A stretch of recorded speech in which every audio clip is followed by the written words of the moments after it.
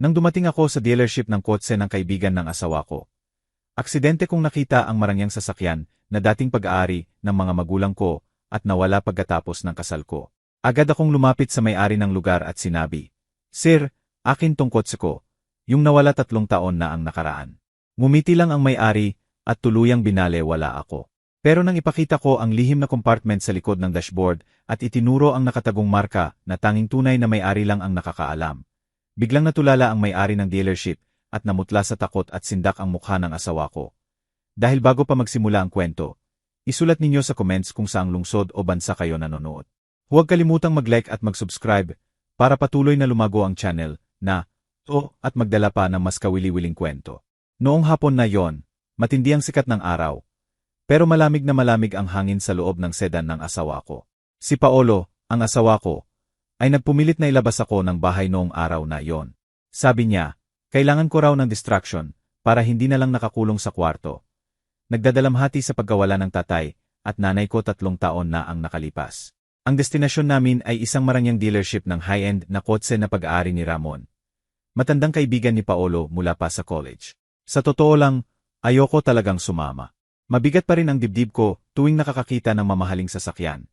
Dahil laging naalala ko ang trahedyang aksidente na kumitil sa buhay ni Don Ricardo at Doña Elena, ang minamahal kong mga magulang.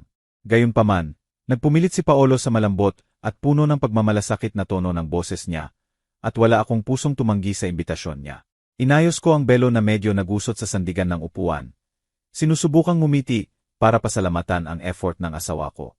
Dumating kami sa isang malaking gusali na may malalaking bintana na nagpapakita ng hanay ng mamahaling kotse sa loob. Malaking karatula ang nakatayo sa harapan na nagsasaad kung sino ang may-ari ng lugar. Hinawakan ni Paolo ng mahigpit ang kamay ko habang bumababa kami sa kotse at ginabayan ako papasok sa dealership. Na ang sahig ay napakakinis na nakikita ang refleksyon ng aming mga anino.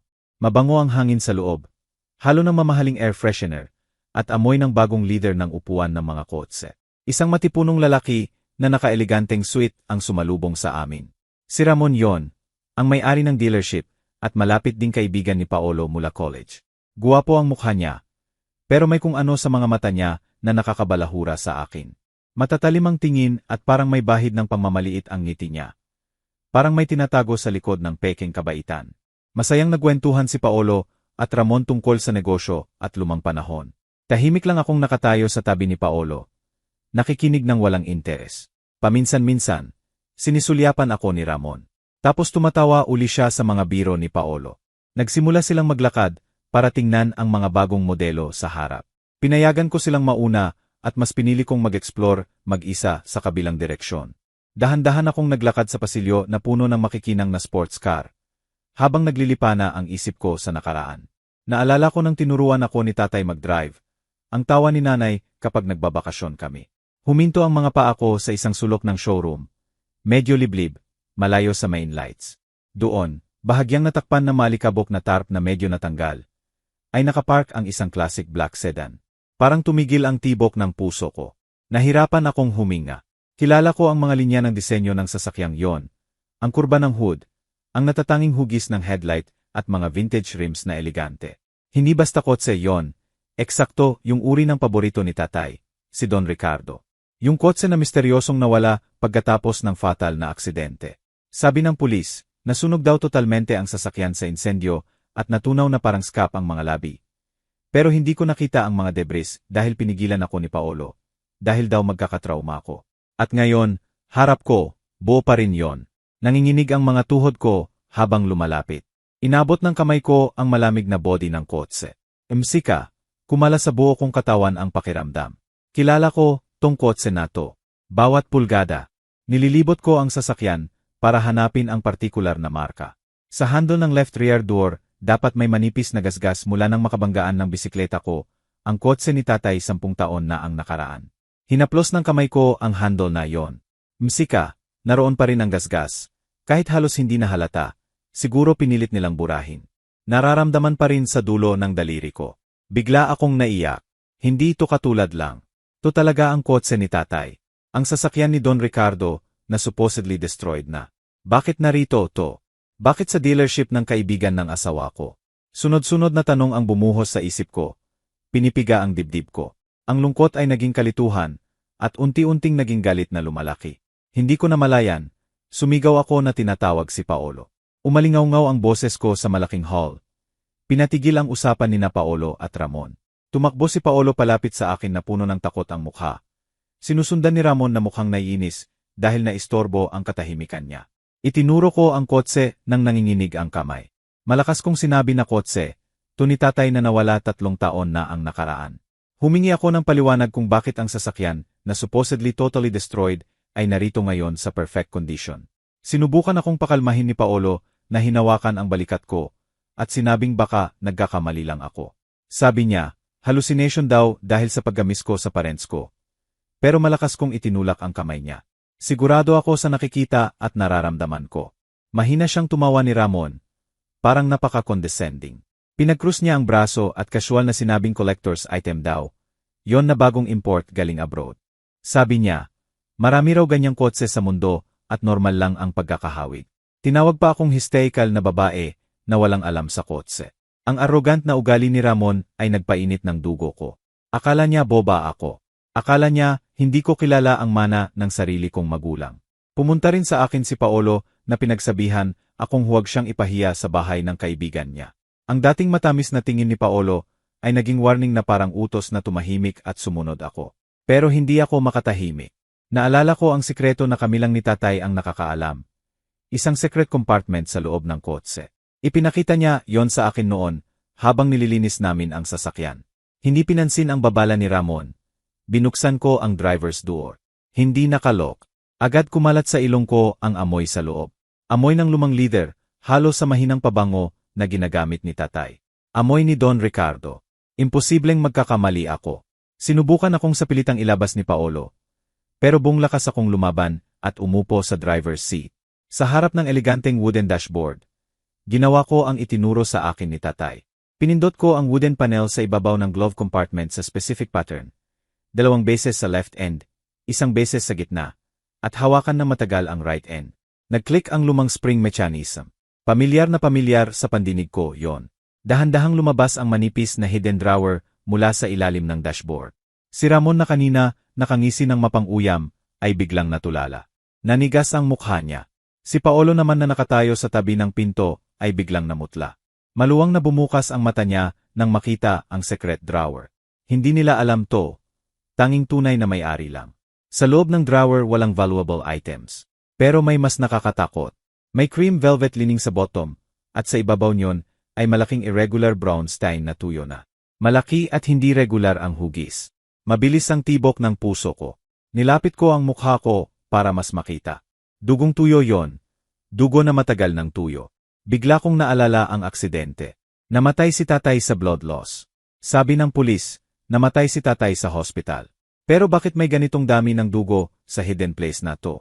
Kung agad siyang in-evacuate, hindi maaring makaipon ang dugo sa closed secret drawer. Humarap ako kina Paolo at Ramon na nawalan ng kulay ang mukha. Nanginginig ang boses kong tanong. Bakit may dugo dito? Bakit nila itinago tong kotse? Hindi na tumawa si Ramon. Namula ang mukha niya sa pinipigil na galit at takot. Kinindatan niya si Paolo. Ang lalaking natulog sa tabi ko sa loob ng mahabang panahon ay parang estranghero na puno ng takot. Hindi siya sumagot sa tanong ko. Sa halip, bigla niyang hinawakan ng mahigpit ang braso ko. Mas brusko kaysa normal.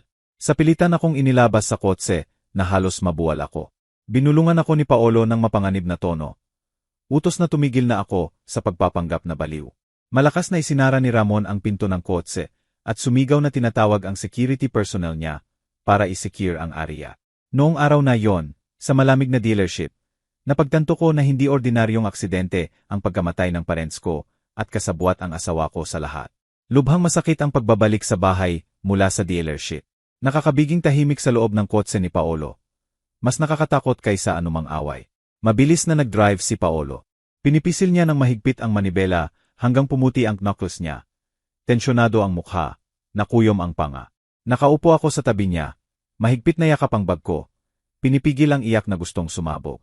Ang imahe ng bloodstain sa secret drawer ng kotse ni tatay ay nananatili sa isip ko. Hindi yon ordinaryong dumi. Sabi ng instinct ko bilang anak, dugo yon ni tatay. Sunod-sunod ang tanong, pero natatakot akong sabihin, Msika, noon. Binuksan ng ugali ni Paolo sa dealership ang mata ko. May dark side siya na hindi ko pa nakikita.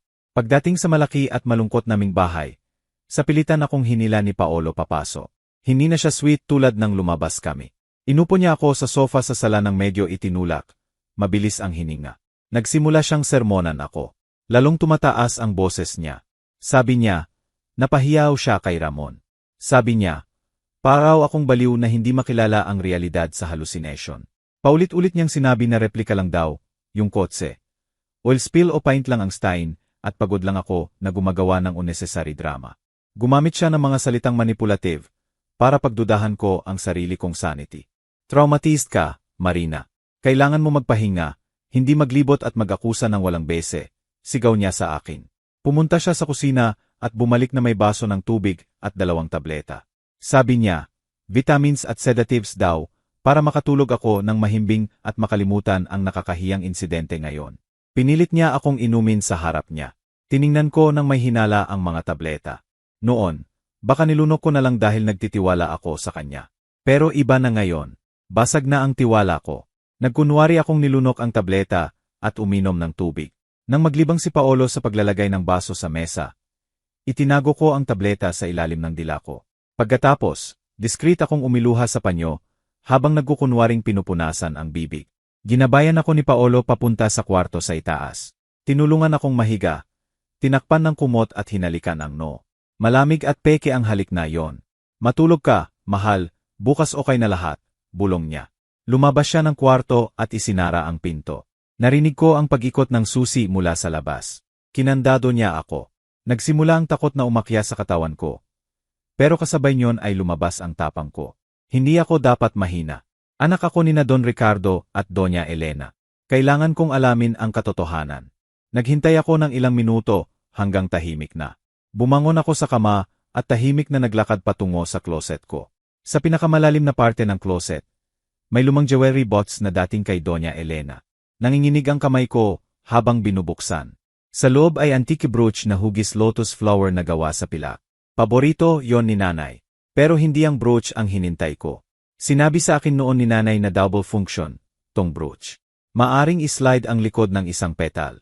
Pinigilan ko ang hininga habang sinusubukang islide ang maliit na piraso sa likod ng brooch at talagang may maliit na metal na bagay na nahulog sa palad ko. Spare key yon, ang duplicate key ng classic sedan ni tatay. Itinago ni Doña Elena ang duplikete na, to dahil madalas kalimutan ni tatay kung saan niya inilagay ang susi niya. Uniki ang hugis ng susi na, to at may engraving ng logo ng manufacturer na distinctive. Impossible gayahin sa replika. Mahigpit kong pinisil ang susi. Kung sakaling magkasya, to sa kotse sa dealership ni Ramon. Irrefutable proof na, yon na pag-aari talaga ni tatay ang kotse na yon. At kung kotse ni tatay yon, ibig sabihin malaki ang kasinungalingan ni na Paolo at Ramon tungkol sa destruction ng sasakyan 3 taon na ang nakaraan. Ang pagkakaroon ko ng susi na, to ay nagpatotoo na hindi ako baliw. Tama ang memorya ko. Bigla kong narinig ang mabibigat na hakbang na pataas ng hagdan. Siguro si Paolo yon. Mabilis kong itinago uli ang susi sa brooch at inilagay ang brooch sa bulsa ng damit ko. Tumalon ako pabalik sa kama at tinakpan ng kumot. Nagkukunwaring mahimbing na natutulog. Dahan-dahang bumukas ang pinto ng kwarto. Pumasok si Paolo siguro para i-check kung umepekto na ang gamot. Inayos ko ang hininga ko para regular at mabigat, tulad ng natutulog ng mahimbing. Naramdaman ko ang presensya niya sa tabi ng kama.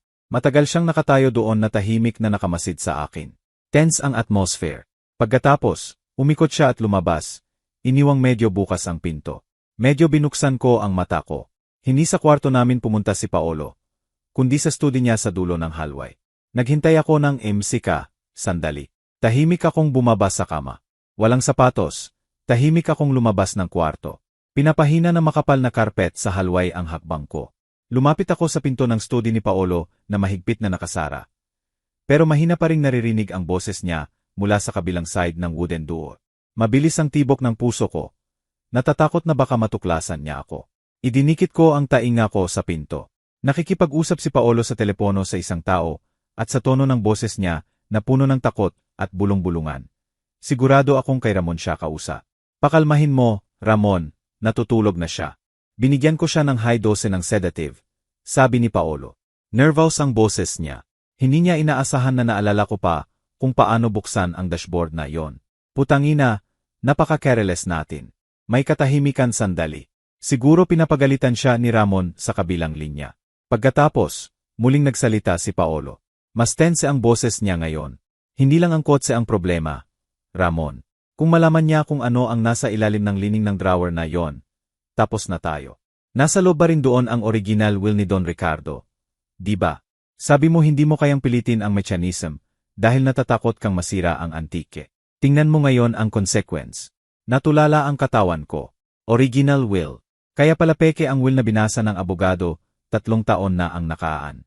Ang dokumentong nagsasabing lahat ng administration ng assets ay mapupunta kay Paolo dahil incapable daw ako. Lahat yon fabricated. Tahimik na tumulo ang luha ko.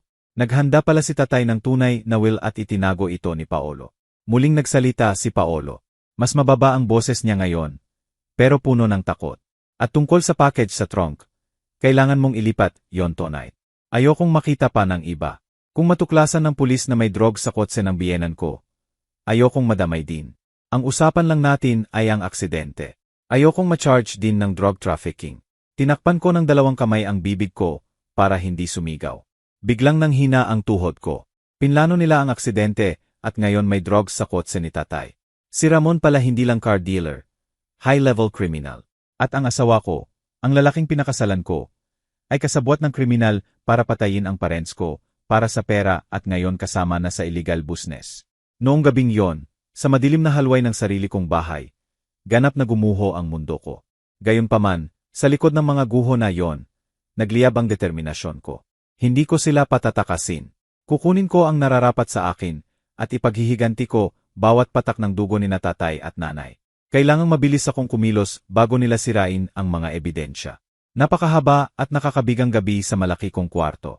Pagkatapos marinig ang nakakatakot na phone conversation ni Paolo, bumalik ako sa kwarto na nanginginig ng husto ang tuhod. Dahan-dahang isinara ko ang pinto. Siguradong walang ingay ang bisagra na maaring magdulot ng hinala sa asawa ko. Dumulas ang katawan ko sa likod ng pinto. Hinihingal ako. Msika, pinipigil ang iyak at galit na sabay na sumasabog sa dibdib ko. Ang asawa ko, ang taong natulog sa tabi ko sa loob ng 3 taon, ay siyang mastermind sa pagkamatay ng parents ko. Parang martilyo ang pagdama ng katotohanang yon sa ulo ko. Nagdudulot ng pagkahilo at pagduduwal. Pero alam kong wala akong oras para magdalamhati. Akala ni Paolo na tutulog ako dahil sa sedative na itinapon ko. Ito lang ang chance ko na makagalaw ng walang bantay. Kailangan kong iligtas ang mga ebidensya. Kung mailipat ang kotse ni tatay gabiring yon tulad ng plano nila, mawawala ang tanging clue ko para maipakulong sila. Bumangon ako at agad nagpalit ng damit.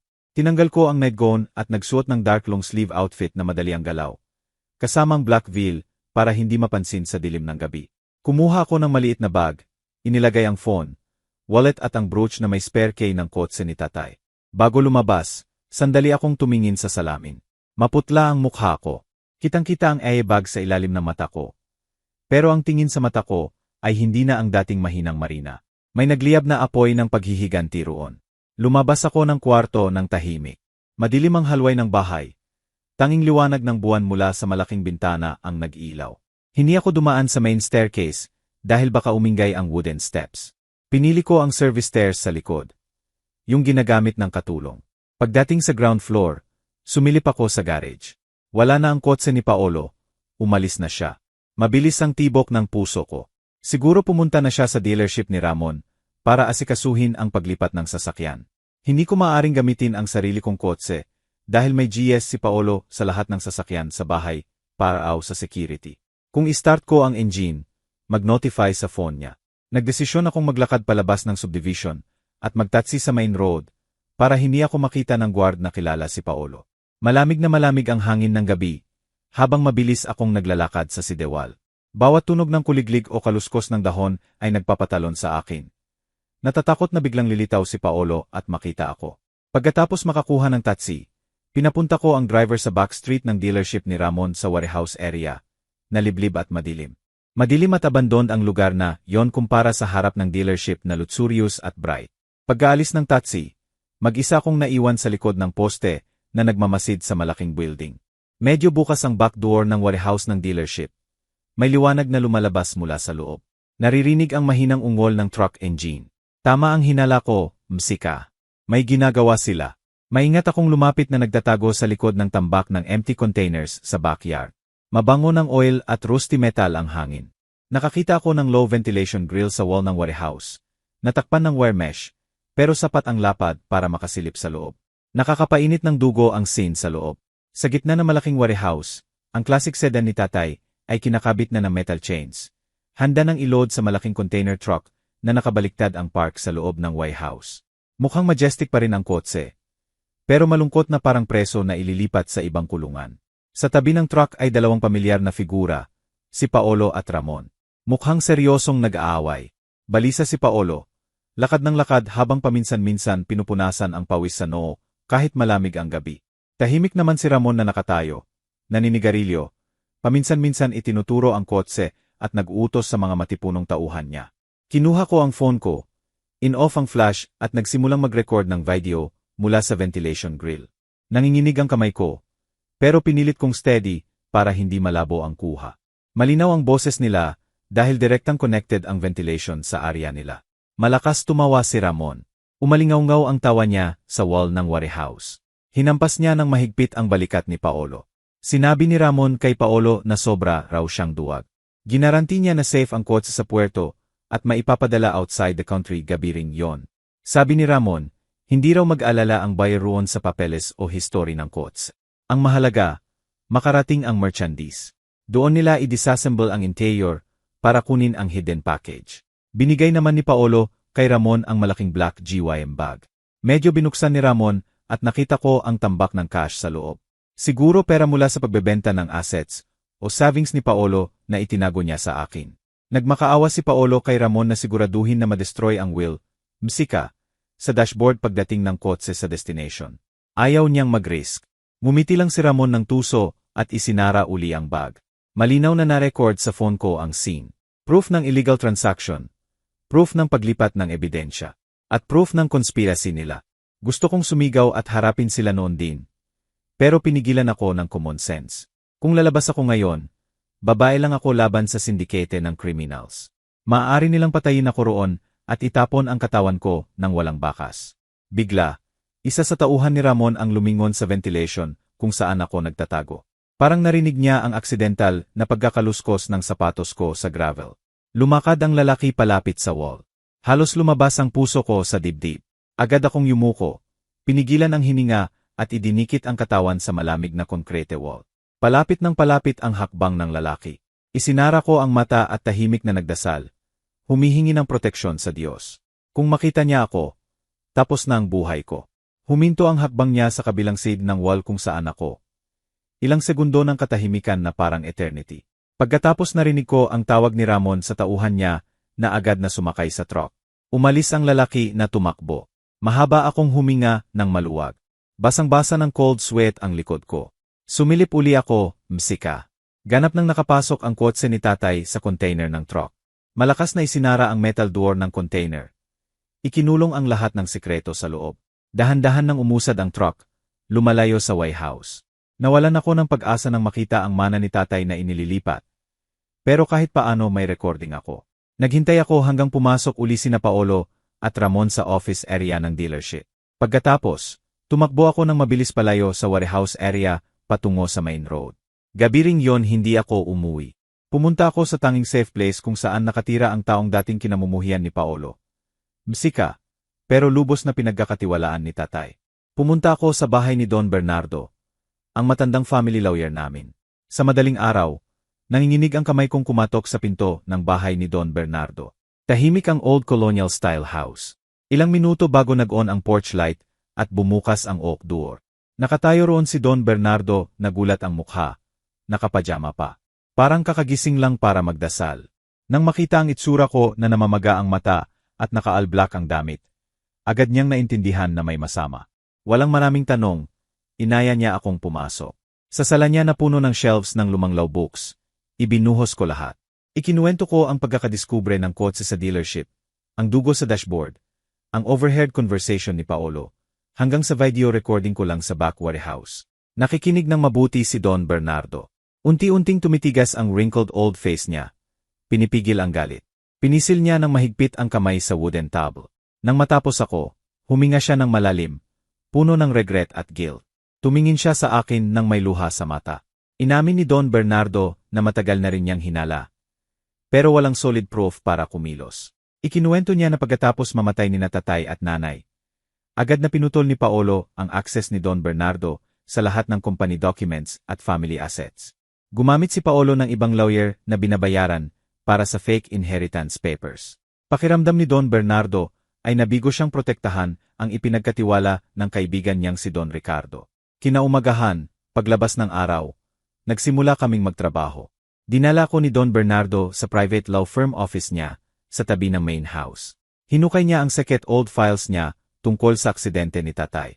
Ipinakita niya ang copy ng police report 3 taon na ang nakaraan. Nakasulat doon na brake failure ang cause dahil sa slippery road conditions at totally nasunog ang kotse pagkatapos bumangga sa barrier. Pinirmahan ng officer na kalaunan ay na-dismiss, msika, dahil sa bribery cases. Pagkatapos, kinuha ni Don Bernardo ang blue folder na itinago niya sa vault niya. Naglalaman yon ng results ng independent investigation niya na lihim na ginawa. Pero natigil dahil sa lack of funds at threats. Tingnan mo to, Marina.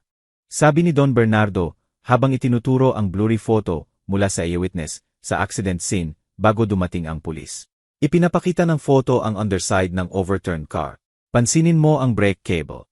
Kung natural na nasira dahil sa friction o pressure, magiging frayed at irregular ang end. Pero sa photo na to, kahit blurry, kitang-kita na clean at straight ang cut. Marka yon ng cable cutter. Tinakpan ko ang bibig ko para hindi sumigaw. Nanghina agad ang katawan ko. Totoo pala. Hindi accident of fate ang pagkamatay ni tatay at nanay. Pinatay sila. Pinatay sa maingat at walang awang plano. At ang perpetrator ay ang manugang na tinanggap nila ng bukas ang braso. Naging terrible na usa ang sakit sa puso ko. Naimagin ko ang last seconds ni tatay at nanay. Ang takot nila nang hindi gumana ang breke, ang sakit sa impact. At sa loob ng 3 taon, nakasama ko, nakakain, natulog sa killer. Inalagaan ko siya sa lahat ng needs niya. Nginitian ko siya. Umabot pa sa pag-iisip na magkaanak kami. Nakaramdam ako ng disgusto sa sarili ko. Binuksan ni Don Bernardo ang laptop niya at nag-access ng bank data sa secure private connection niya. Bilang dating company lawyer, may backdoor access pa siya para monitor suspicious fund movements. Kahit view-only, ipinakita niya ang transactions 3 taon na ang nakaraan. Eksakto 1 buwan pagkatapos mamatay si tatay. May incoming transfer ng astronomical amount mula sa life insurance company sa pangalan nina Don Ricardo at Donna Elena. Pumasok ang pera sa holding account na nahati sa iba pang accounts. Isa roon ay account ng ghost company na walang laman ang address. At ang pinaka-shocking, regular monthly flow ng pera mula sa account ni Paolo patungo sa personal account ni Ramon. Disgis lagi ang description bilang consultancy fees o asset purchase. Pero sobrang laki at regular para car dealership business lang. Silence mo nito, Marina. Paliwanag ni Don Bernardo ng seryoso. Pinag-extort si Paolo ni Ramon. Hawak ni Ramon ang physical proof ng crime ni Paolo. Siguro ang cable cutter o recordings ng planning nila. Ginawa niyang cash cow si Paolo ni Ramon. Kailangan ni Paolo ng pera mula sa inheritance ng parents mo para bayaran ang fraudulent investment debts niya at para bayaran si Ramon para manahimik. Ipinaliwanag din ni Don Bernardo ang tungkol sa kotse. Hinala niya hindi sinira ang sasakyan dahil greedy si Ramon. Alam ni Ramon na worth billions ang classic car na yon sa black market ng collectors. Pero hindi maaring officially ibenta dahil registered na destroyed ang chassis number. Kaya ginamit niya sa ibang bagay. Lumakas ang hinala ko sa drugs nang ipakita ni Don Bernardo ang old newspaper article tungkol sa drug ring na madalas gumamit ng luxury cars para lokohin ang highway patrol. Perfect ang dealership ni Ramon para money laundering. May video tayo ng paglipat ng quotes at photo ng brake cable. Pero hindi pa sapat para direct premeditated murder charge sa court. Dahil wala na ang physical car. Sabi ni Don Bernardo habang minamasahe ang temples niya. Kailangan natin ang original will. Yon ang main key. Sigurado doon nakasulat ni Don Ricardo ang details ng assets na hindi alam ni Paolo at siguro may additional notes na magsimula siyang maghinala kay Paolo bago ang aksidente. Kung makukuha natin yon, ma-annul natin lahat ng inheritance rights ni Paolo at may iwang bangkarote siya. Walang pera, magde-destroy si Paolo at sisimulan niyang atakehin si Ramon. Tahimik ako, Pinapagalaw ang isip ko. Wala na ang kotse, pero alam ko kung saan papunta. Sabi ni Ramon, ipapadala outside the country. Msika, pero matagal ang sea shipping. At naalala ko ang sinabi ni Paolo sa phone, na kailangang safe ang package sa trunk. Hindi nila agad sisirain ang kotse hanggang makukuha ng buyer ang drugs sa destination. May oras pa, pero hindi natin maaring habulin ang truck ngayon ng walang preparation. Kailangan ng smarter strategy. Kailangan sila mismo ang magdala ng proof sa atin o mapapagtapat natin ang crimes nila. Don Bernardo, tawag ko ng mahina pero firm. Tiningnan ko sa mata ang matandang lawyer. May plano ako. Dangerous pero yon lang ang paraan para sirain silang pareho ng sabay. Magse-celebrate sina Paolo at Ramon sa sukses nila sa pag-alis ng kotse. Di ba? Akala nila panalo na sila. Akala nila boba ako. Traumatized at baliw. Gagamitin ko yon. Babalik ako sa bahay ngayon bago pa mapansin ni Paolo na wala ako. Magpapanggap akong histeria lang ang nangyari kahapon sa dealership. Hihingi ako ng tawad. Magiging sweetest at most obedient wife ako. At next week birthday ni Paolo. Isusuggest ko ang grand party. Isusuggest ko na sa dealership ni Ramon gawin ang party bilang seg ng apology ko at para palakasin ang tease. Sa party na yon, sa harap ng lahat ng business partners at friends, ibubunyag natin lahat. Magseset tayo ng trap na hindi nila makakawalaan. Tahimik sandali si Don Bernardo. Tinimbang ang plano ko. Pagkatapos, dahan-dahang tumango. CJ, kung yan ang gusto mo, fully support kita. May kakilala ako, private detective na tech expert na si Eric. Matutulungan kanyang mag-install ng hidden mix at cameras.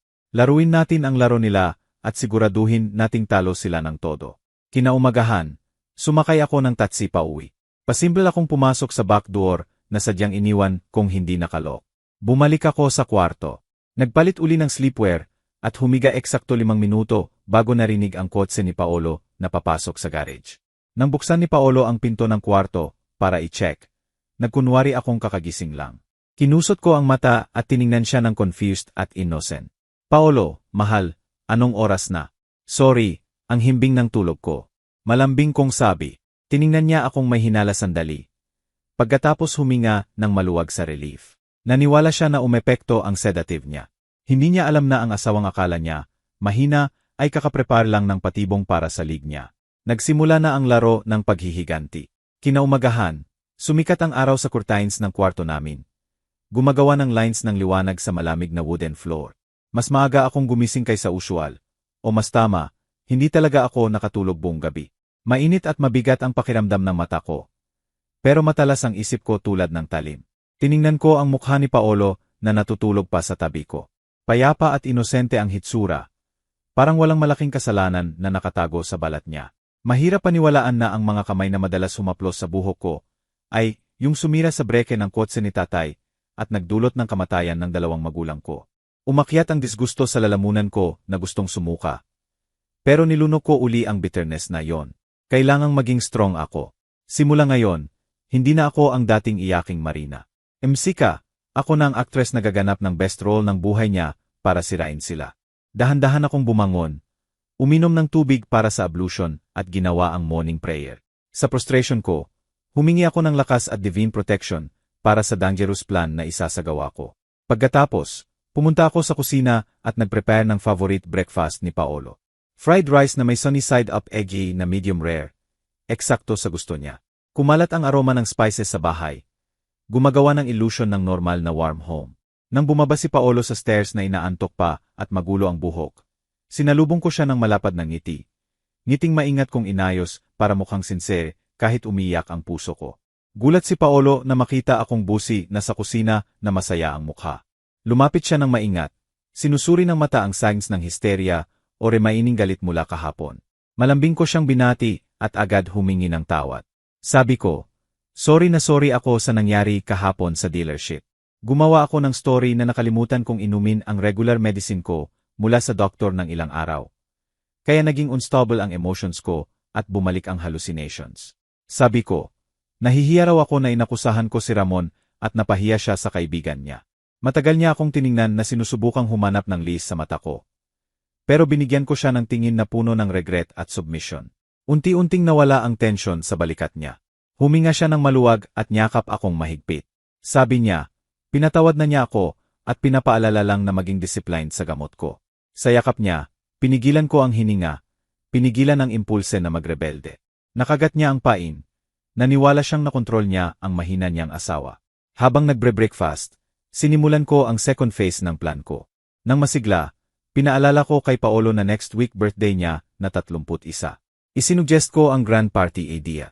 Sinabi ko, hindi lang para i-celebrate ang birthday niya, kundi para ma-expand ang business network niya sa important colleagues.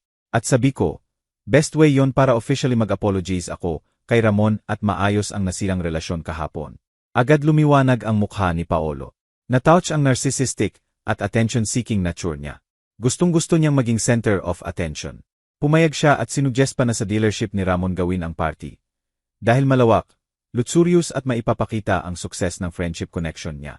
Pagkaalis ni Paolo sa work noong hapon, agad akong lumabas ng bahay. Hindi ako pumunta sa doktor tulad ng sinabi ko kay Paolo, kundi sa maliit na cafe sa labas ng city na may counting customers. Doon na ako hinihintay ni Don Bernardo kasama ang isang binata. Ang binata ay si Eric. Malayo sa movie detective image ang hitsura niya. Simple shirt, ripped jeans sa tuhod at backwards cap. Sa harap niya ay open laptop na may rows ng complex code. Ipinakilala ako ni Don Bernardo kay Eric. Tech information expert pala siya na tumulong kay Don Bernardo sa malaking corruption case years ago. Sympathetic ang tingin sa akin ni Eric at diretsong pumunta sa technicals. Naglano kami ng espionage. Kinuha ni Eric ang ilang maliit na devices na kasing laki ng shirt button. High-tech hidden mix at location trackers, yon. Ipinaliwanag ni Eric na kailangang i-install sa 2 places. Sa katawan ni Paolo at sa private office ni Ramon sa dealership. Ang challenge ay paano i-install nang hindi nahahalata. Ako ang maglalagay sa work jacket ni Paolo. Pero mas mahirap sa office ni Ramon dahil very private, yon. Brilliant idea ang ibinigay ni Eric. Since sa dealership gaganapin ang party, siguradong may decoration at catering preparations. Magdidisguise si Eric bilang part ng decoration team na kontratahin ko. Legal siyang makakapasok sa dealership at makakahanap ng chance na makapasok sa office ni Ramon. 2 araw pagkatapos, isinagawa namin yon. Inimbitahan ko si Paolo na mag-seat visit para sa party venue sa dealership ni Ramon. Gayon, dumating ako ng may friendly smile at may dalang food gift para kay Ramon bilang peace offering. False friendly ang pagdanggap sa amin ni Ramon. Pero kita pa rin ang contempt sa mata niya. Masaya siya dahil satisfied ang ego niya na nakikita ang baliw na asawa ng kaibigan niya na yumuyuko sa kanya. Habang busi sina Paolo at Ramon sa pagkain ng dala ko sa front lobby, nagsimula na magtrabaho si Eric at ang fake decoration team niya sa pag-measure ng hall. Sadyang inilayo ko ang atensyon ni Ramon sa maraming tanong tungkol sa stage layout at lighting. Msika, pinupuno ng empty compliments kung gaano kalutsurious ang dealership. Sa gitna ng usapan, nakita ko si Eric na tahimik na naglalakad na may dala ng folding ladder patungo sa hallway papunta sa office ni Ramon. Mabilis ang tibok ng puso ko. Kailangan kong pigilan si Ramon dito. Nagunwari akong natapon ang inumin ko sa damit ni Paolo.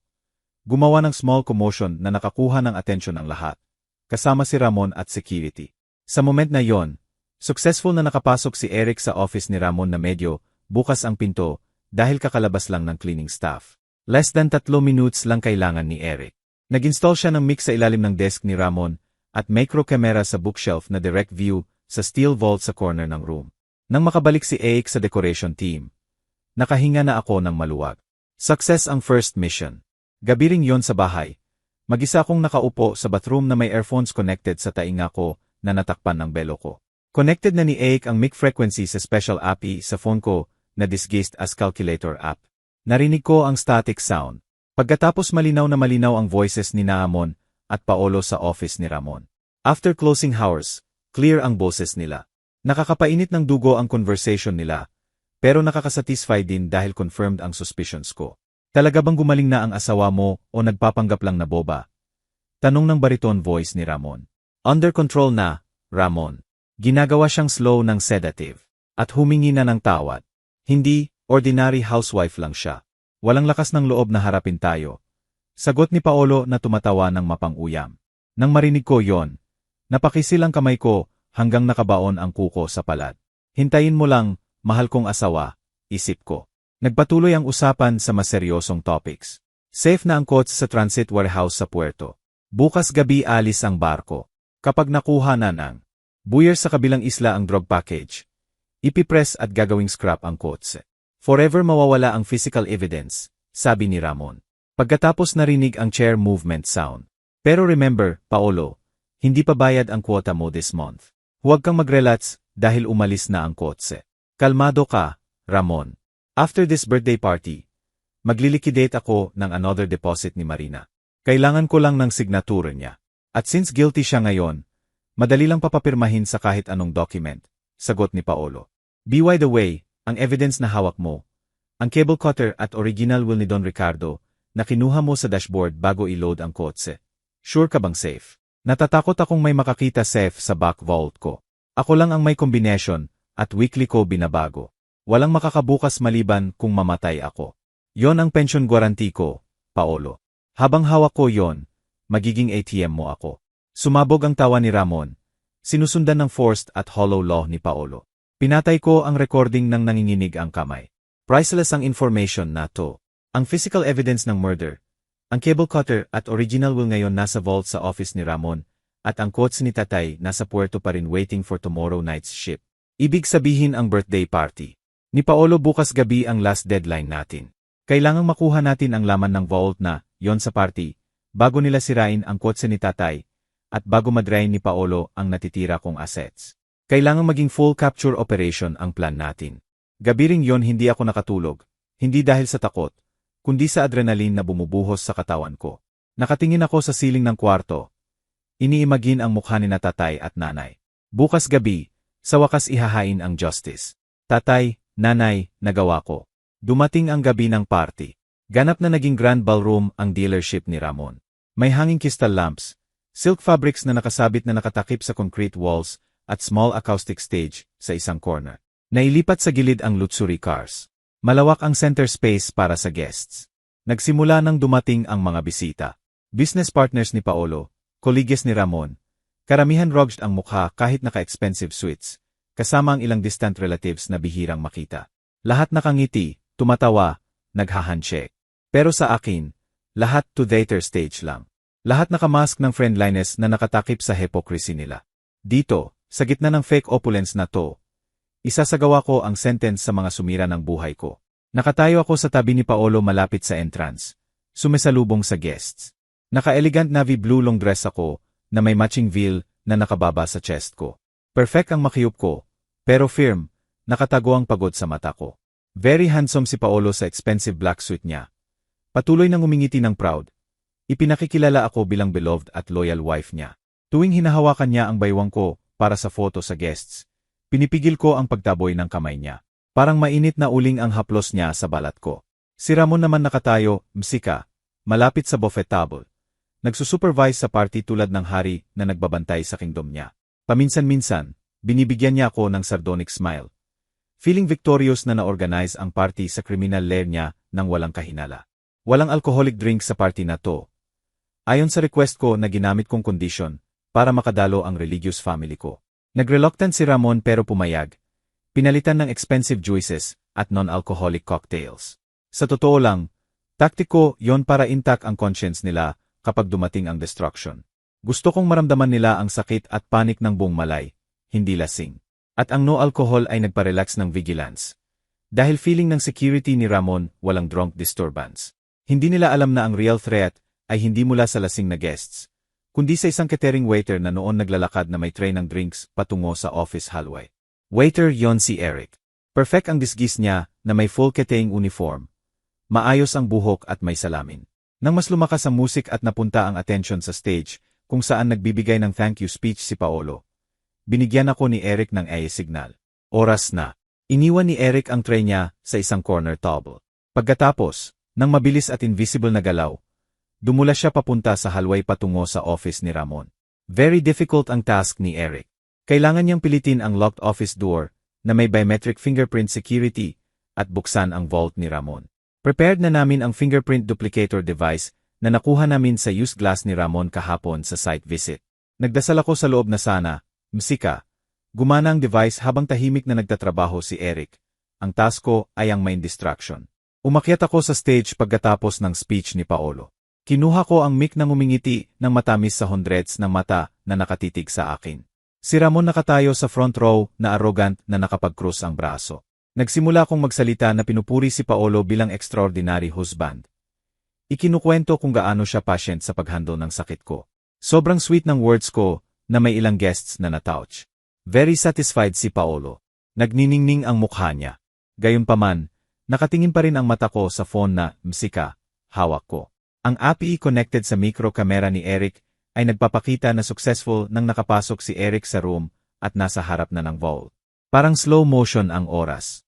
1 minuto, 2, struggling pa si Eric sa vault combination. Mabilis ang heartbeat ko sa RAYTM ng soft music sa baba. Bigla kong nakita si Ramon na isinuksok ang kamay sa pocket ng jacket niya. Kinuha ang phone niya at nakakunot no. Siguro nag-send ang smart security system niya ng notification na may activity sa office niya. Nagbago ang relaxed face ni Ramon sa alert. Tumingin siya sa paligid. Pagkatapos nakatuon ang mata niya sa office hallway. Nagsimula siyang umatras na alis sa crowd. Delikado to. Kung pupunta si Ramon doon ngayon, mahuhuli si Eric at siguro papatayin niya agad. Kailangang drastic ang gagawin ko. At bilang special gift sa asawa ko, malakas kong sabi sa mic, gusto kong imbitahan ang best friend niya, si Emma Ramon, na umakyat sa stage. Gusto kong bigyan siya ng special recognition. Dahil parang blood brother niya, si Emma Ramon kay Paolo. Tumigil ang hakbang ni Ramon. Lahat ng guests nagpalakpakan at lumingon sa kanya. Direct na itinutok ang stage light, msika, sa kanya. Binubulag at pinapako siya sa lugar. Parang undecided si Ramon. Pasalampak ang mata niya sa office direction at stage. Walang choice ang social pressure ng hundreds ng guests. Nang forced face at stiff smile, umakyat si Ramon sa stage. Sinalubong ko siya, msika, na mahigpit na kinamayan, hindi dahil sa kabaitan, kundi para pigilan siya. Malamig at pawisan ang kamay niya. Binulungan niya ako ng mapanganib. Ano to, Marina? May ayusin ako sa likod. Sandali lang, Emma Ramon, group photo lang. Sagot ko na pinanatili ang wide smile ko sa photographer. Nagpapahinga ako ng oras. Pinapwesto ko uli-ulit ng photographer. Iba-ibang pose ang hiniling ko ng paulit-ulit. Lalong nagkainip si Ramon. Paulit-ulit niyang tiningnan ang relo. Sa bulsa ng damit ko, prolonged vibration ang phone ko. Code yon ni Eric. Open na ang vault. Sa hidden screen ng phone ko sa palad ko, nakita ko ang notification ni Eric. Nakuha ko ang full package. Exiting now. Nakuha ni Eric ang cable cutter. Original will at ilang ledgers ng drug transactions mula sa vault ni Ramon. Kailangan na niyang lumabas ng hindi nahuhuli. Gayunpaman, nang malapit nang makalabas si Eric sa office, bad luck ang sumapit. Nahuli si Eric ng isa sa tauhan ni Ramon na nagbabantay sa back hallway. Kakalabas lang niya sa room ng boss niya. Malakas na sigaw mula sa hallway direction ang narinig. Tumagos sa musik. Hoy! Sino diyan, magnanakaw? Ang sigaw na yon ay nag-freeze ng party atmosphere. Biglang tumigil ang musik. Namutla ang mukha ni Ramon pagkatapos na mula sa galit. Agad niyang naintindihan. Walang pakialam sa guests. Itinulak niya ako na nabuwal sa stage. Pagkatapos tumalon siya at tumakbo sa hallway, msika, habang kinuha ang isang bagay sa ilalim ng jacket niya. Baril. May dalang firearm siya sa party. Nagsimulang sumigaw ng hysterical ang guests nang makita ang baril. Natulala si Paolo sa stage, confused at takot. Lumabas si Eric na tumatakbo mula sa hallway patungo sa main hall. Hinahabol ng 2 malalaking guard. Tumalon si Eric sa buffet table na nagabasag-basag ang plates. Nakita niya akong nasa stage at itinapon ang maliit na bag na may proof sa panicked crowd ng guests. Eksakto kay Don Bernardo na disguised bilang guest mula pa simula. Mahusay na nasalo ni Don Bernardo ang bag at agad itinago sa ilalim ng malaking coat niya. Pagkatapos umatras na nakihalo sa crowd na tumatakbo patungo sa exit. Isara lahat ng pinto, walang makakalabas. Sigaw ni Ramon na nababaliw. Itinutok niya ang baril sa ceiling at nagpaputok ng warning shot. Ang ingay ng explosion ay nagpatumba sa lahat sa sahig. Takot na takot.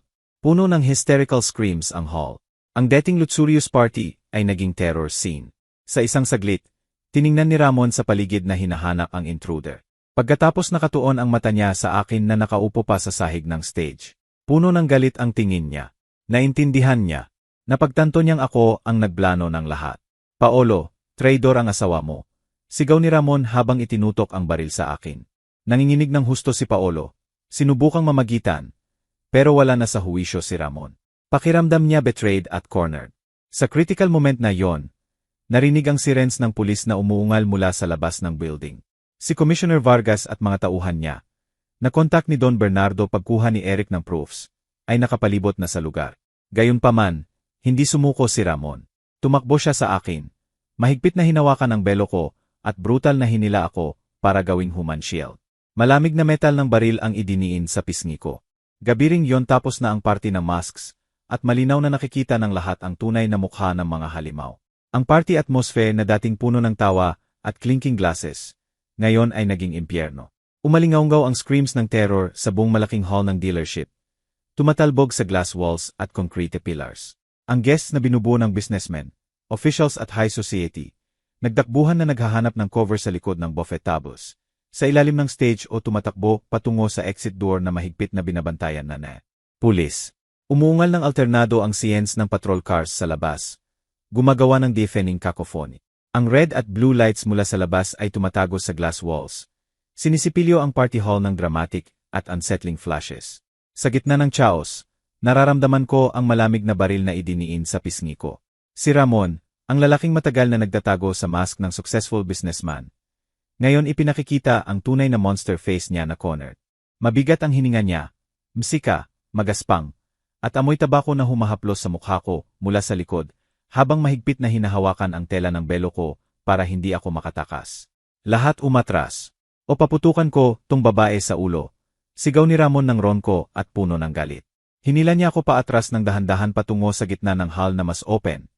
Lumalayo sa exit door. Nanginginig ang katawan ko, hindi lang sa takot sa kamatayan, kundi sa disgusto na hinahawakan ako ng killer ng parents ko. Natitisod ang paa ko sa sarili kong long dress. Pero bigla niya akong hinila ng malakas para manatiling nakatayo. Si Paolo, ang duwag kong asawa, natulala ilang metro mula sa amin. Maputla siya na parang living corpse. Itinaas niya ang dalawang kamay na nanginginig. Pasalampak ang mata niya sa baril ni Ramon at sa tense kong mukha. Parang undecided si Paolo kung tatakbo para iligtas ang sarili o tutulungan ako para mapanatili ang public image niya. Pero wala talagang tapang si Paolo. Tahimik lang siya na nakabuka ang bibig na walang lumalabas na tunog. Basang-basa ng cold sweat ang expensive shirt niya. Si Commissioner Vargas, ang police chief na namumuno sa operation, pumasok sa main door na nakatutok ang baril. Sinusundan ng dozens ng uniformed officers na complete sa bulletproof vests. Ibaba mo ang baril, Ramon. Nakapalibot na ang building. Wala kang takas, sigaw ni Commissioner Vargas ng firm at authoritative. Pero lalong pinisil ni Ramon ang hawak sa lig ko. Nagpaubo ako sa hirap huminga. Tumawa siya ng baliw na tawa ng taong nawala na ang sanity, dahil alam niyang nasa gilid na ng precipice ang buhay niya. Sumigaw si Ramon na minumura ang pulis, nagbabanta na papatayin ang sinumang lumapit. Feeling niya may kontrol pa siya, dahil hawak niya ako bilang hostage. Pero nakalimutan niya ang isang bagay. Ang main attack natin gabi ring yon ay hindi lang physical, kundi mental attack na sisira ng reputation at defenses nila, msika, mula sa loob. Bigla, sharp buzzing sound mula sa malalaking speakers sa bawat corner ng hall.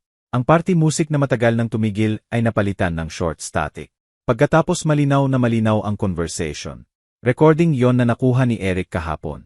Puno ng boses ni Paolo ang hall. Hindi lang ang kotse ang problema, Ramon.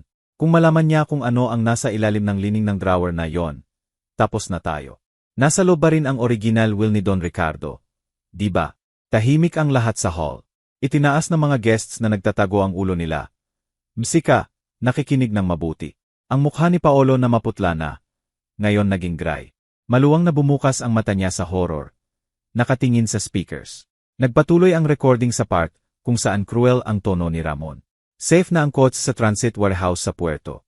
Kapag nakuha na ang drug package, ipipress at gagawing scrap ang kotse. At ang climax, ang boses ni Ramon na umamin sa motive ng crimes nila. Umalingaw-ngaw ng malakas. Yon ang pension guarantee ko, Paolo. Habang hawak ko yon, ang cable cutter, magiging ATM mo ako. Tapos ang recording na nag-iwan ng mas unsettling silence. Ngayon lahat ng mata nakatutok kina Paolo at Ramon. Hindi na takot ang tingin ng guests, kundi disgusto at judgment. Ang business partners ni Paolo na dating pumupuri sa kanya. Ngayon bulungan na tinuturo siyang killer ng sariling biyenan. Giniba sa ilang segundo ang mask ng pious at faithful husband ni Paolo. Destroyed siya, nanghina ang tuhod, msika, at bumagsak siya sa sahig na umiyak ng hysterical habang tinatakpan ang tainga. Parang Denny ang tunog ng sarili niyang kasalanan. Hindi totoo, edited yan, Despeado niyang sigaw, pero walang naniniwala.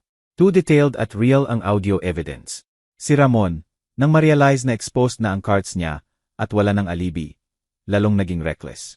Namula ang mukha niya sa shame at fury. Tiningnan niya ako ng murderous look. Ikaw ang naglano ng lahat to, di ba? Ahas. Bulong niya sa tainga ko. Naintindihan niya na wala ng negotiation. Life imprisonment o death penalty ang naghihintay sa kanya. Escape na lang ang option niya, kahit walang guarantee na buhay. Tumingin siya sa paligid na humanap ng opening. Block ng pulis ang front door. Mahigpit ding binabantayan ang back door. Nakatuon ang mata niya sa malaking object na exhibited sa honor stage sa likod namin. Ang classic sedan ni tatay. Ang kotse na supposedly na ipadala na sa puerto. Naroon pa pala exhibited gabiring, yon bilang victory trophy ni Ramon bago ipadala tomorrow early. Sobrang arrogant si Ramon. Gusto niyang ipagmalaki ang rare car na yon sa guests bilang symbol ng sukses ng dealership niya. Hindi alam na yon ang magiging coffin niya. Nakita ni Ramon ang kotse na yon bilang tanging armored vehicle na sapat ang lakas para bumutas sa glass door ng dealership at makatakas sa police encirclement. Ang old European-made car ay may thick steel body. Mas matibay kaysa modern tin can cars. Bumangon ka, Paolo, bilis, tanga. Sigaw ni Ramon habang sinisipa ang katawan ni Paolo na nakaluhod na umiyak. Umalis tayo dito ngayon. Sumakay ka sa kotse na yon. Itinaas ni Paolo ang mukha niya na puno ng sipon at luha ang pathetic face. Mahina siyang umiling. Ayaw niyang sumama. Pero hindi tumatanggap ng no si Ramon. Nagkaputok siya ng warning shot sa sahig. Katabi lang ng paa ni Paolo. Nagkalat ang ceramic shards sa mukha ni Paolo. Sumigaw si Paolo sa takot at agad tumalon at pumasok sa driver's seat. Ngayon na, utos ni Ramon habang hinihila ako patungo sa shiny black car. Huwag kayong magpaputok, sumusuko na kami, sigaw ni Paolo na nagmamakaawa. Pero hinampas ni Ramon ang likod ng ulo ni Paolo ng bot ng baril niya, na nagpagulong kay Paolo sa pinto ng kotse. Dahan-dahan nang lumalapit si Commissioner Vargas at mga tauhan niya. Ramon, huwag mo nang pabigatin, bitawan mo ang hostage, sigaw ni Vargas, pero itinutok uli ni Ramon ang baril sa ulo ko. Umatras kayo o paputukan ko, banta ni Ramon. Napilitan ang pulis na tumigil. Hindi sila mag-risk dahil very close si Ramon sa likod ko. Perfect human shield ang katawan ko. Binuksan ni Ramon ang back door ng kotse at sa pilitan akong itinulak sa loob. Nahulog ako sa malamig na leather seat. Agad kumala sa ilong ko ang interior smell ng kotse na to. Amoy ni tatay, na nagbigay ng kaunting calm sa gitna ng bagyo. Agad sumunod si Ramon at umupo sa tabi ko. Itinutok ang baril sa tagiliran ko. Samantala, nanginginig ang kamay ni Paolo na binuksan ang front door at umupo sa driver's seat. Isara agad ang doors, utos ni Ramon. Pinindot ni Paolo ang central lock button. Narinig ang heavy click ng 4 na pinto. Isolated na kami sa steel capsule na to. Mas mahina ang siren sa labas dahil sa excellent sound insulation ng luxurious, msika, kotse na to. Dark at thick ang windows ng kotse na to, para sa privacy. Pero ngayon naging prison namin para sa 3. Sa makipot na cabin, sobrang dense ng tension na parang pinipiga ang dibdib. Tahimik akong nakaupo, inaayos ang hininga ko. Akala ni Ramon nakahanap siya ng exit. Hindi niya alam na kakapasok lang niya sa final trap na inihanda ko simula nang makita ko ang kotse na to exhibited sa gitna ng hall. Hindi lang vehicle ang kotse na to. Para kay tatay, fortress to at ang fortress na to ay sumusunod lang sa hari niya.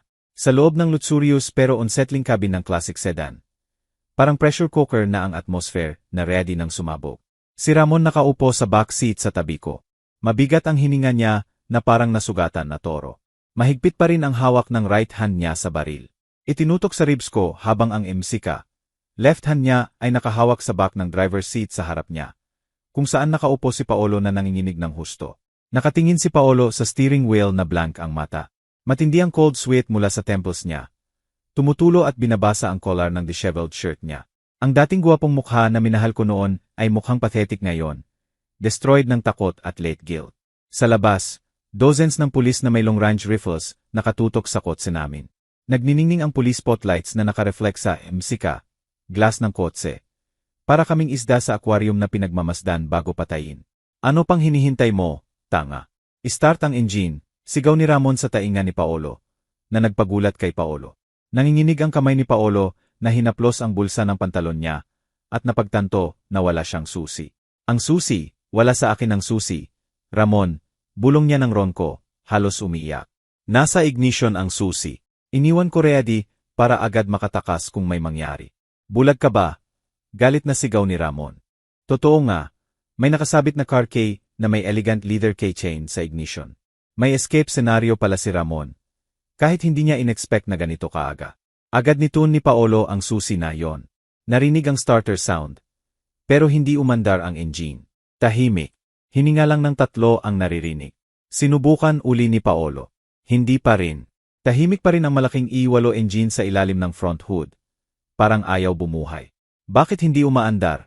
Sigaw ni Ramon na panik. Hinampas niya ng baril ang back ng upuan ni Paolo. Huwag mo akong lokohin, Paolo, paandarin mo. Sinubukan ko na, Ramon, hindi umaandar. Siguro patay ang battery o ubos ang gas. Hysterical na sagot ni Paolo. Msika, nagsimulang tumulo uli ang luha niya. Paulit-ulit niyang ni-turn ang susi sa frustration. Pero walang result. Totally dead ang quotes. Tahimik akong nakaupo sa tabi ni Ramon na nakapag-cross ang kamay sa dibdib. Mabilis ang tibok ng puso ko, pero hindi sa takot. Extraordinary satisfaction ang nararamdaman ko sa pagkakita ng panik ng 2 evil men na to. Dahan-dahan akong humarap kay Ramon. Tinitingnan siya sa mata na puno ng terror. Walang saysay, mahinang sabi ko, Msika, pero malinaw na narinig na tumagas sa panik nila. Hindi umaandar, tong kotse sa susi na yan. Sabay na lumingon sa akin sina Ramon at Paolo. Ano ang ibig sabihin mo? Galit na tanong ni Ramon. Mas malakas na idiniin ang baril sa ribs ko. Masakit pero hindi ako umurong. Si tatay ko, si Don Ricardo, very paranoid sa security. Paliwanag ko ng malamig at calm. Parang nagsasabi ng fairy tale. Pinagawa niyang i-modify ang security system ng kotse na to. Lalo na sa Germany. Ang susi na nakasabit diyan ay physical key lang para buksan ang doors at i-on ang basic electricity tulad ng radyo. Pero para pandarin ang engine, useless ang susi na yan kung walang second transponder. Anong transponder? Nasaan yon? Sigaw ni Ramon. Nagsisimula siyang ma-realize na niloloko siya. Medyo ngumiti ako. Ang security system gumagamit ng biometric fingerprint identification at 2 lang sa mundo ang registered fingerprints sa car computer system na to. Si tatay at ako. Itinaas ko ang right hand ko na ipinakita ang index finger ko. Kung hindi mahawakan ng daliri ko, ang hidden sensor sa ilalim ng steering wheel. 2 ton scrap metal lang, tong kotse na to. Trap kayo. Ganap na namutla si Ramon. Narealize niya ang fatal mistake niya. Pinili niyang escape vehicle ang naging prison niya. Sinubukan niyang buksan ang pinto sa side niya. Pero lock. Paulit-ulit niyang hinila ang door handle ng malakas. Pero hindi gumagalaw. I-unlock mo, Paolo, sigaw ni Ramon. Pinindot ng paulit-ulit ni Paolo ang unlock button sa driver's door. Pero walang response. Mabilis na kumikislap sa red ang security indicator light sa dashboard. Hindi ko kaya, Ramon. Locked na ang system automatically. Sigaw ni Paolo. Tama. Dagdag ko uli. Kapag ni-turn ang susi 3 times nang walang fingerprint authorization, auto-activate ang lockdown system. Locked ang doors from inside and out. Bulletproof military grade ang window glasses. Hindi nyo mababakas, yan ng toy gun na yan. Ilang oras lang ang oxygen dito sa loob. Maghihintay tayo rito hanggang sumuko kayo o maubos ang hangin natin lahat. Umungal si Ramon sa galit. Itinutok niya ang baril direct sa mukha ko. Kung mamatay ako, isasama kita, galit niyang sabi. Siege.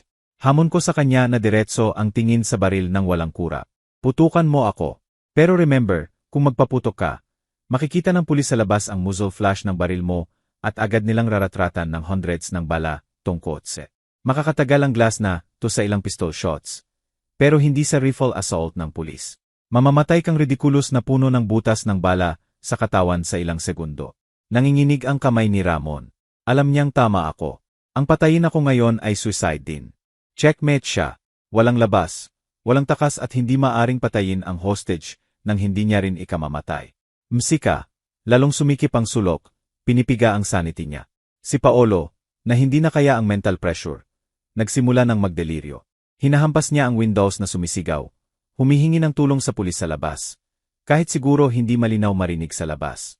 Tulong, ilabas niyo ako. Sumusunod lang ako sa utos. Ayoko mamatay dito. Marina, please, buksan mo ang pinto. Mahal, asawa mo ako. Nagkamali ako. Patawarin mo ako. Sigaw ni Paolo na nagmamakaawa. Tiningnan ko ang likod ni Paolo nang may disgusto. Asawa. Anong asawa ang sumisira sa breke ng kotse ng biyenan niya? Anong asawa ang pinapabaliw ang asawa niya para matakpan ang crime niya? Hindi ikaw ang asawa ko, Paolo. Parasite ka lang na nakatira sa bahay ko. Tinusok ng words ko si Paolo sa puso. Yumuko siyang talunan na umiyak sa steering wheel. Narealize niya na wala ng daan pabalik. Ang kayamanang hinabol niya, ang honor na binuo niya, lahat nawala gabiring yon. Samantala, sa labas, nakikita si Commissioner Vargas na nagko-coordinate sa tauhan niya sa megaphone. Mahina ang boses niya na naririnig sa loob ng kotse. Ramon, Paolo, alam naming hindi makakagalaw yang kotse na yan. Sumuko na kayo. Ibaba ang baril at itaas ang kamay. Ito na ang MC ka, last warning. Tiningnan ako ni Ramon ng desperado na may malalim na galit. Pinawisan ng husto ang mukha niya. Tiningnan niya si Paolo na mentally destroyed na. Pagkatapos tiningnan ang pulis na lalong lumalapit na may tactical shields. Gumuho ang empire niya. Siya, ang local mafia boss na kinatatakutan ng lahat. Ngayon ay dagalang na-trapped sa steel box. Dahan-dahan, nang hina ang hawak niya, bumaba ang baril niya. Nakita ko ang opportunity na yon. Nang calm na galaw, pinindot ko ang small hidden button sa likod ng center armrest sa back seat. Emergency button na ipinakita sa akin noon ni tatay. Narinig ang hydraulic hiss. Mechanically bumukas ang lock ng pinto sa side ko. Nagulat si Ramon sa tunog na yon. Sinubukan niyang itaas uli ang baril. Pero mas mabilis ako. Sinipa ko ng buong lakas ang kamay niya hanggang nakawala ang baril at nahulog sa front floor ng kotse. Bago niya maabot, binuksan ko ang pinto at iginulong ang katawan ko palabas. Nahulog sa hard porcelain floor ng dealership. Assault na, sigaw ni Commissioner Vargas nang makita akong lumabas. Agad sumalakay ang police squad. Binaklas nila ang windshield ng kotse gamit ang special tactical hammers dahil matigas ang side glass. Sa pilitan inilabas si Paolo sa broken windshield. Hinila na parang sack of potatoes, habang sumisigaw ng clemency. Sinubukan ni Ramon na lumaban. Sinubukan kunin uli ang baril. Pero tear gas ang ipinasok sa makipot na cabin ng kotse. Sa ilang segundo, malakas na umuubo si Ramon. Nasusunog ang mata at sa wakas sumuko nang hilahin siya palabas at ibagsak sa sahig ng 3 pulis ng sabay. Metal handcuffs ang ipinakabit sa kamay nila pareho. Dahan-dahan akong tumayo. Tinulungan ni Don Bernardo na tumakbo palapit sa akin. Inayos ko ang gusot kong belo. Tinitingnan ang 2 lalaki na ngayon ay nakadapa sa sahig na hinahalikan ang alikabok sa paanan ng pulis. Wala ni katiting na piti sa puso ko. Relief lang ang extraordinary. Gabiring yon, sa loob naman na kotse ni tatay. Sa wakas nakahanap ng daan ang justice. Tatay, nanay, nagawa ko. Unti-unting nakontrol ang chow sa dealership gabiring yon. Kahit dense pa rin ang remaining tension sa hangin. Pagkatapos masubdu at makapos ng pulis sina Ramon at Paolo, ang dating resplendent party atmosphere ay naging crime scene na puno ng yellow police tape. Ang guests na dating tumakbo sa panic, ngayon isa-isa nang inilalabas ng officers para i-register bilang eyewitnesses. May takot at confusion pa rin sa mukha nila. Pero sa mata ng iba kitang-kita ang disgusto ng tiningnan sina Paolo at Ramon na inililipat sa patrol cars. Nakatayo ako sa gilid ng hall, nakabalot ng thick blanket na ibinigay ng isang female officer, kasama si Don Bernardo na faithful na nasa tabi ko tulad ng ama na nagbabantay sa anak. Nanginginig pa ng kaunti ang katawan ko, residu ng adrenaline. Pero extraordinarily relieved ang puso ko. Parang instant na nawala ang heavy burden na 3 taon nang pinipiga ang dibdib ko. Lumapit sa akin si Commissioner Vargas pagkatapos masigurong secured ang 2 suspects sa separate vehicles. Seryoso ang firm face niya, pero may relief din. Binasbasan kami ni Don Bernardo. Pinasalamatan ang bravery ko. Kahit medyo pinagalitan dahil very dangerous ang actions namin. Pagkatapos hiniling ni Commissioner Vargas ang permission na thoroughly examine ang classic sedan ni tatay. Ayon sa procedure, evidence principal na ngayon ang kotse, hindi lang dahil ginamit sa attempted kidnapping, kundi dahil sa suspicion ng illegal items sa loob, tulad ng narinig sa intercepted recording. Tumango ako ng mahina, binigyan sila ng full permission na i-disassemble kung ano ang kailangan. Sa akin, fulfilled na ng kotse na yon ang mission niya na protektahan ang buhay ko.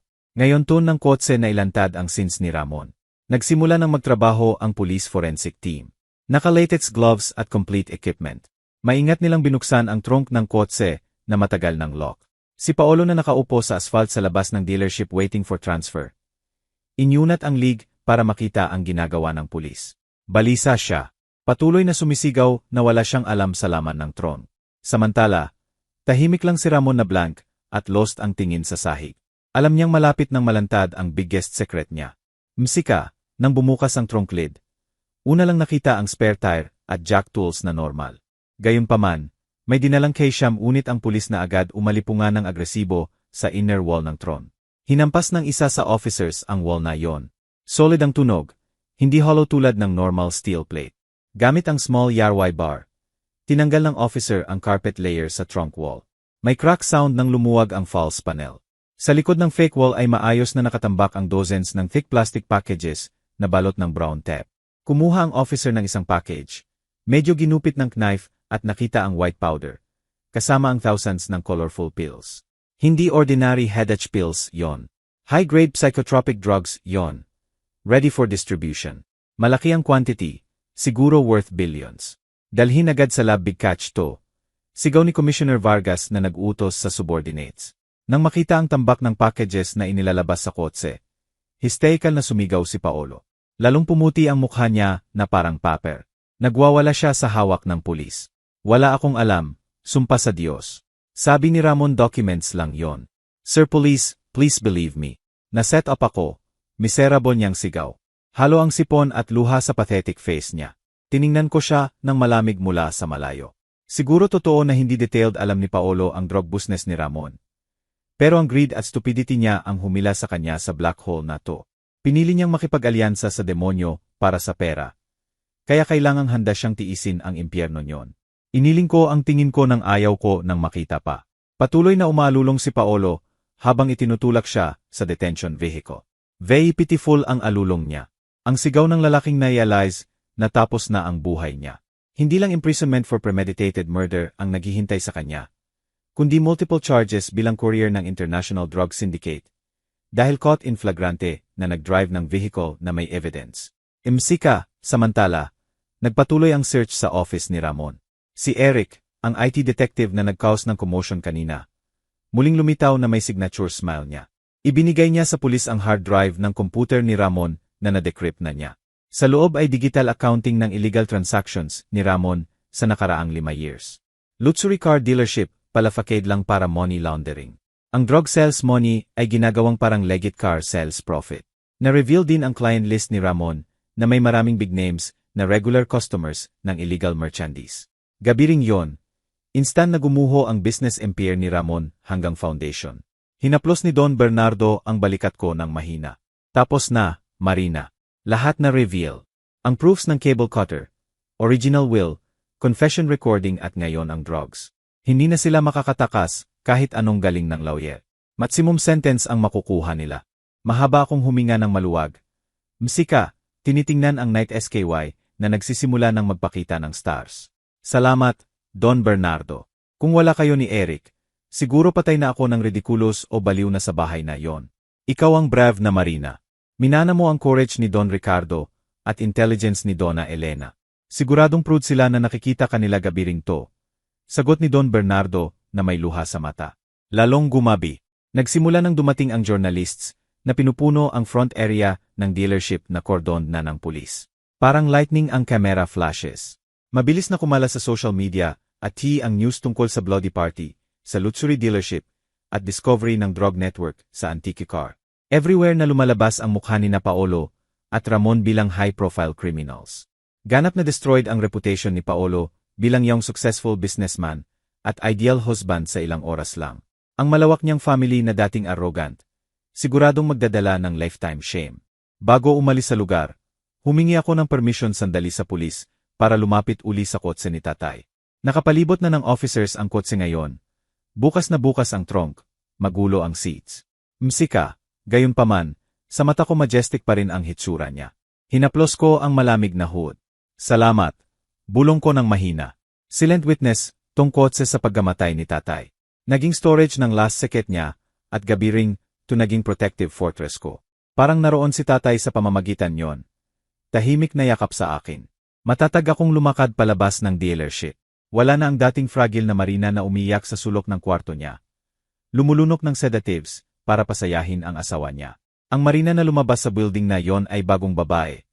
Babaeng dumaan sa apoy at lumabas na hindi nasunog. Sumakay ako sa kotse ni Don Bernardo. Iniiwan ang ruins ng past ko sa likod.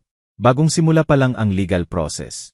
Mahabang trials ang naghihintay, pero ready ako. Sisiguraduhin kong babasahin bawat article.